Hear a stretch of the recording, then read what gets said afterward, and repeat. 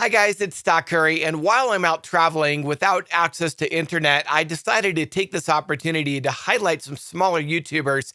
These are incredible content creators that, for whatever reason, the YouTube algorithm just hasn't quite picked them up yet. And today I've invited Sean Lehman onto the channel. Sean's going to talk to you about how much money you need to save for retirement, and he's also going to talk to you about asset class allocation and where that money should be put in order for you to retire. Without further ado, I want to welcome Sean onto the channel, and down in the description of this video, as well as the first comment below, there is a link to Sean's channel. So if you like what you hear today, make sure you go subscribe to Sean's channel. Sean, welcome to the channel.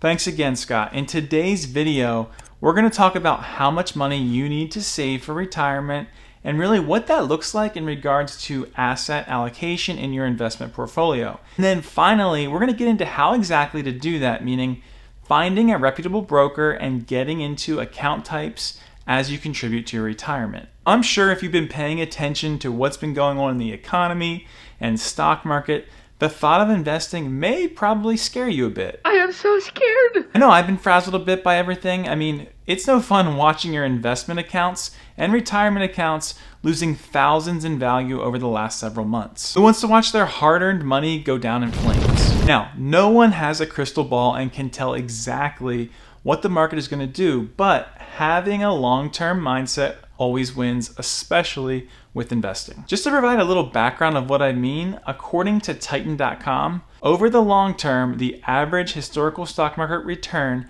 has been about 7% a year after inflation. It's been more like 10 to 11% before inflation. See, the truth about the stock market is that it's going to have its ups and downs, but over the long term, markets tend to go up, especially as our economy expands. Because the markets do this, it's one of the many reasons people use investing strategies like dollar cost averaging and index funds. I'm personally a huge fan of both of those. With all that in mind, let's get into that major question: how much money should you save for retirement? Saving for retirement can seem intimidating, especially if you're just starting out in your career. But the earlier you start saving, the more time your money has to grow and compound. There are a few different factors to consider when determining how much you need to save for retirement, including your desired retirement age, your projected retirement expenses, and your current savings.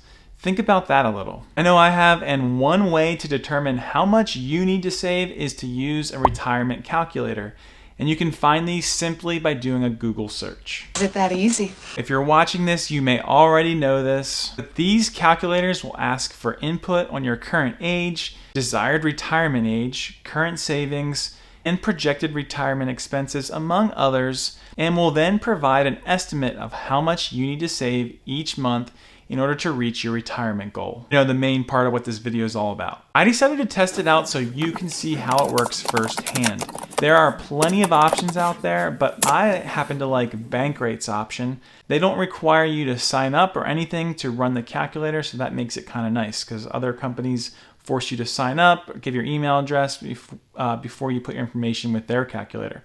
You simply put your information in that they ask for, and it gives you some really nice charts and valuable information as you consider where you are in life and your suggested plan of action for retirement. The main reason I decided to resort to a retirement calculator is because everyone's situation is different. We're all in different income levels, stages of life, and have varying goals on what we want retirement to look like. So for someone to say this is the one way to know how much to save in retirement is not very realistic. Using a free retirement calculator will assist in helping you determine how much you need to save, especially if you have no idea. It will help to assess the feasibility of your retirement goals. It will help you plan for your retirement income and help you to compare different retirement options. Overall, a retirement calculator is a useful tool for really anyone planning for their retirement, as it can help you make informed decisions about your savings and investments and ensure that you have enough money to retire comfortably. Now, if using a retirement calculator isn't for you, then I found this other resource from Fidelity to be useful as I consider how much to save for retirement. Of course, this model does assume that a person saves 15% of their income annually beginning at age 25, which includes any employer match. It assumes they invest more than 50% on average of their savings in stocks over their lifetime. It assumes they're retiring at age 67 and plans to maintain their pre-retirement lifestyle in retirement. According to their calculations, saving 10 times your pre-retirement income by age 67, along with implementing other strategies, should allow you to maintain your current lifestyle during retirement. While this goal may appear to be quite ambitious, you have a significant amount of time to work towards it. To help you stay on track, they suggest these age-based milestones, aiming to save at least 1 times your income by age 30, 3 times your income by age 40, 6 times your income by age 50, 8 times your income by age 60, and finally at least 10 times by age 67. Of course, this presents much more of a hypothetical situation, but I like this because it gives you checkpoints throughout your life with your retirement savings. Let's now transition into asset allocation for a solid portfolio. Asset allocation refers to the process of dividing an investment portfolio among different asset categories such as stocks, bonds, cash, as well as real estate, commodities, or even cryptocurrency these days. Your specific asset allocation of the portfolio will depend on the individual's goal, risk tolerance, and investment time horizon. A solid portfolio typically includes a diversified mix of assets that is appropriate for the investor's financial situation and investment objectives. Generally, a solid portfolio will aim to balance risk and reward by including a mix of asset classes that have the potential to generate returns in different market conditions. It is important to note that asset allocation does not guarantee a profit or protect against loss. One other thing, it is important to periodically review and rebalance a portfolio to ensure that it remains aligned with the investor's goals and risk tolerance. I want to just share a few basic asset allocation models from Vanguard, as there's really no right or wrong model. Factors you will want to consider when building your portfolio include diversification, meaning different sectors, industries, and geographic locations. Quality, meaning companies invested have strong financials and management teams. Valuation, looking for attractive valuations relative to growth prospects. Income, this is for investors seeking income from dividends. And the long-term focus, this means focusing on stocks with potential for long-term growth. Continuing along, it's important to use a reputable broker when saving for retirement. After all, it is pretty important when your financial livelihood depends on it. Look for a broker that is regulated by a reputable organization in the US. This would be the Securities and Exchange Commission, the SEC. Check the broker's track record. Look for a broker that has a long history of operation and a good reputation in the industry. Consider the broker's fees and commissions. While it is normal for brokers to charge fees and commissions for their services, be wary of brokers that charge excessively high fees or hidden commissions. Be cautious of brokers that make unrealistic or exaggerated claims about their services or investment opportunities. Make sure the broker is transparent about their business practices and is willing to answer any questions you may have. Check if the broker offers a variety of investment products and tools that meet your needs. Specifically for me, I like Fidelity and Vanguard. Now, that's not to say that there aren't many others that work well for people. I prefer them because they are both well established and have a long history in the financial industry. They have a strong reputation for offering high quality investment products and services, including mutual funds, ETFs, and individual stocks and bonds. They're also known for their low fees, which can help investors save money in trading costs and keep more of their returns. I mentioned that it is important to find a broker that offers high quality investment products and services.